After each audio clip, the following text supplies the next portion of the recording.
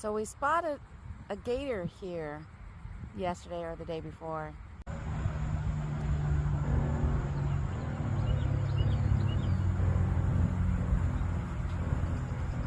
What is it, a duck? I don't know what it is, but he's taking it to go eat it, probably.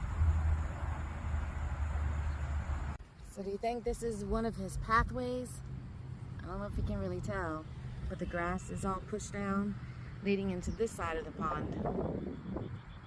And we're trying to see if we can catch him again. But then we see this guy over here.